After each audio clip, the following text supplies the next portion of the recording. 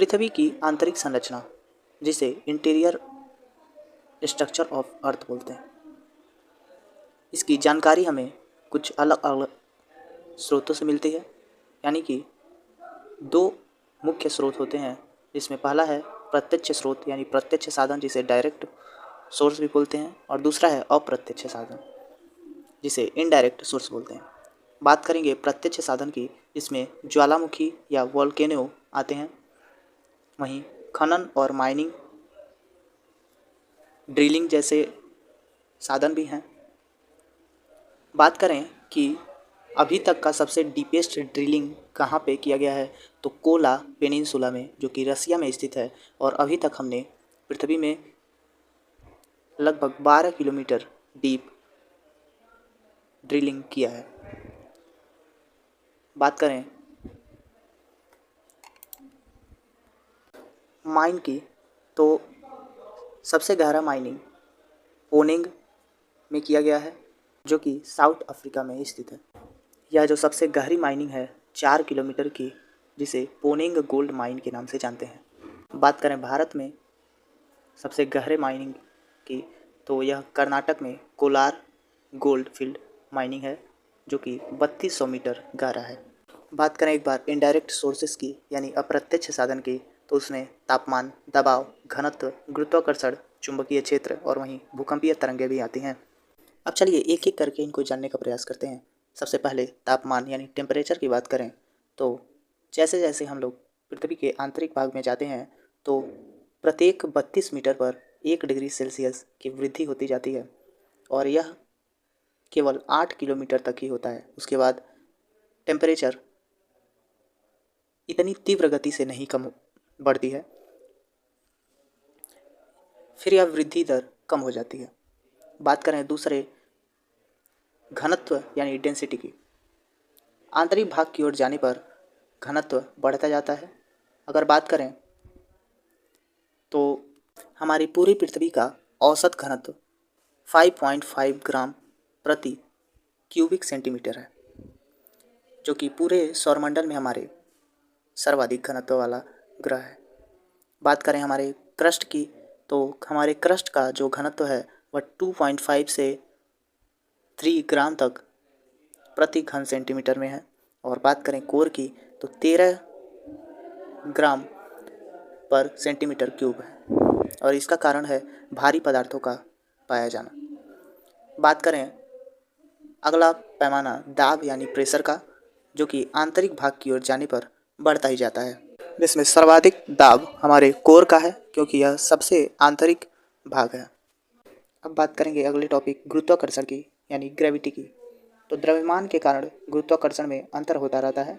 जैसा कि हमने बात किया था कि ध्रुवों पर सर्वाधिक गुरुत्वाकर्षण बल होता है, और जबकि भूमध्य रेखा पर न्यूनतम होता है।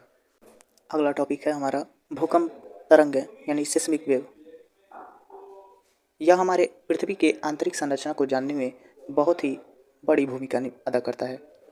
सिस्मोग्राफ द्वारा भूकंप तरंगों का अध्ययन किया जाता है, और यह 3 प्रकार की तरंगें मुख्यतः पाई जाती हैं। अब बात करेंगे कि हमारे अर्थ क्रस्ट में कौन कौन से मटेरियल कितने परसेंटेज में पाए जाते हैं। सबसे पहले है ऑक्सीजन, जो कि 47% हमारे अर्थ क्रस्ट में पाया जाता है। दूसरे नंबर पर आएगा सिलिकॉन, जो कि 28% है। तीसरा स्थान है एल्यूमिनियम का, जो कि 8% है। चौथे स्थान पे आयरन 5% में है। मैग्नीशियम 4%, और अगला है कैल्शियम 2%। वहीं पोटेशियम भी 2% और सोडियम भी 2%। बाकी अदर जो भी मटेरियल हैं वो 2% में है। अब बात करेंगे ओवरऑल इंटायर अर्थ में कंपोजिशन की एलिमेंट्स के, तो पूरे अर्थ को देख करके चलेंगे तो इसमें सबसे ज़्यादा जो मटेरियल के रूप में आयरन है, जो कि 35% है। दूसरे स्थान पर ऑक्सीजन है 30%। वहीं तीसरे स्थान पर सिलिकॉन 15%, 15% है। बात करें चौथे स्थान पे तो मैग्नीशियम 13%। अगला है निकल 2%, सल्फर भी 2% है, कैल्शियम 1%, एल्यूमिनियम भी 1%, और बाकी 1% में अदर मटेरियल हैं। अब बात करेंगे रासायनिक संगठन के आधार पर यानी केमिकल कंपोजिशन के आधार पर पृथ्वी की आंतरिक संरचना, जिसको बांटा था एडवर्ड स्वेस ने, जिसमें सबसे ऊपरी जो परत है जिसे सियाल के नाम से बोला गया, जिसमें सिलिका और एल्युमिनियम मटेरियल पाए जाते हैं। यह सबसे ऊपरी परत है जो कि ग्रेनाइट चट्टानों की अधिकता इसमें पाई जाती है। वहीं बात करें इसमें ऑक्सीजन की मात्रा 46% और सिलिका 17%, एल्युमिनियम भी 8% पाया जाता है। इसका घनत्व लगभग 3 ग्राम प्रति सेंटीमीटर क्यूब होता है।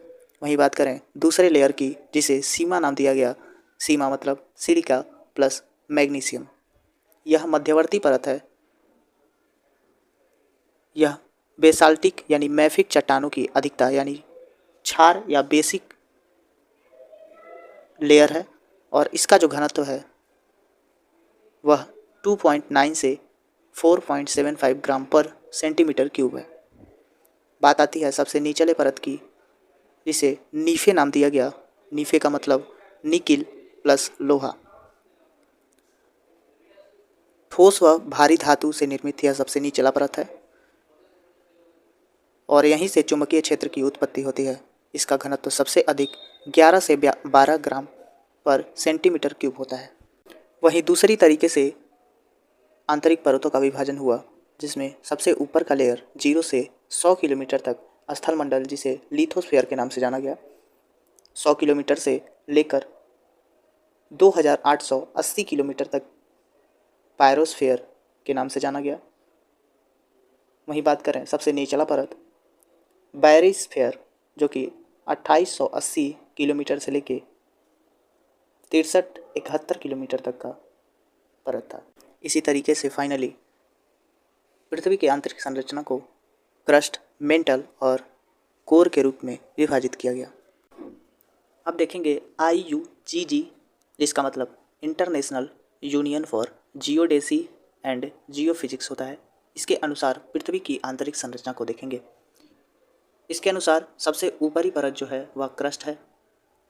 क्रस्ट दो तरीके का होता है, एक महाद्वीपीय यानी कि कॉन्टिनेंटल क्रस्ट एंड दूसरा महासागरीय यानी ओशियनिक क्रस्ट। महाद्वीपीय क्रस्ट में 30 से 70 किलोमीटर की मोटाई होती है और महासागर में 5 किलोमीटर की मोटाई होती है। तो दोनों को मिलाकर औसतीय जो मोटाई होती है क्रस्ट की वह 35 किलोमीटर के करीब होती है। क्रस्ट पृथ्वी का सॉलिड लेयर होता है और इसे अपर क्रस्ट और लोअर क्रस्ट में बांटा गया है। अपर क्रस्ट को लोअर क्रस्ट से अलग करने वाली डिस्कंटिन्यूटी कोनराड नाम की होती है। डिस्कंटिन्यूटी क्या होता है? इसका मतलब यह होता है कि जब एक परत दूसरे परत से मिलती है तो उस मिलन वाले स्थान को डिस्कंटिन्यूटी बोलते हैं। जिस स्थान पर दो लेयर का गुणधर्म मिल रहे हो उसे ही डिस्कंटिन्यूटी बोलते हैं और संबंध बोलते हैं। अब बात आती है दूसरे लेयर की, जिसे मेंटल नाम दिया जाता है। अब मेंटल को भी 3 लेयर में, सब लेयर में डिवाइड किया गया है। मेंटल की मोटाई 30 किलोमीटर से 2900 किलोमीटर की होती है। यह सेमी सॉलिड अवस्था में होता है यानी जलीनुमा होता है। क्रस्ट और मेंटल के बीच की जो डिस्कंटिन्यूटी होती है उसे मोहो बोलते हैं।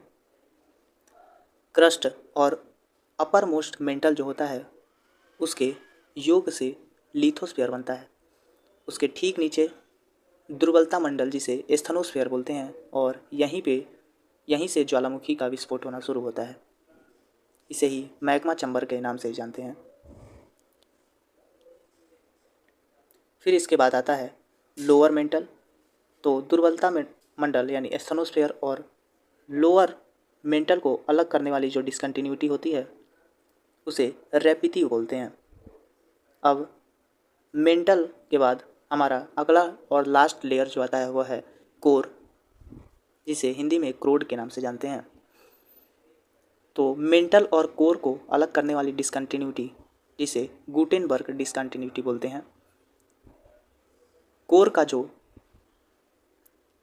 को भी दो भागों में बांटा गया है, एक आउटर कोर और दूसरा इनर कोर। आउटर कोर की मोटाई 2900 किलोमीटर से 5100 किलोमीटर की होती है और यह इसे बाह्य कोर के नाम से जाना जाता है। बाह्य कोर और आंतरिक कोर के बीच की जो डिसकंटिन्यूटी होती है उसे लेहमान डिसकंटिन्यूटी के नाम से जाना जाता है और पूरे कोर की मोटाई 2900 किलोमीटर से 6378 किलोमीटर की होती है। अपर कोर जो होता है यानी आउटर कोर जो होता है वह लिक्विड फेज में होता है, वहीं बात करें इनर कोर जो होता है वह सॉलिड फेज में होता है। हमने अभी पढ़ा कि क्रस्ट दो तरीके के हैं, कॉन्टिनेंटल और दूसरा ओशियन। जो कॉन्टिनेंटल क्रस्ट होता है वह ज़्यादातर ग्रेनाइट पत्थरों से बने होते हैं और दूसरा है ओशियनिक क्रस्ट जो कि बेसाल्टिक रॉक से बने होते हैं। सभी लेयर को मास परसेंटेज और वॉल्यूम परसेंटेज में डिवाइड करके देखें तो क्रस्ट जो कि सबसे ऊपरी परत है उसका द्रव्यमान पूरे अर्थ के पर्सपेक्टिव में 1% है और वॉल्यूम के पर्सपेक्टिव में भी 1% है। वहीं बात करें मेंटल की तो मास परसेंटेज 66% है और वॉल्यूम इसका पूरे पृथ्वी के सापेक्ष में 83% है, यानी सबसे ज़्यादा भाग में यही है।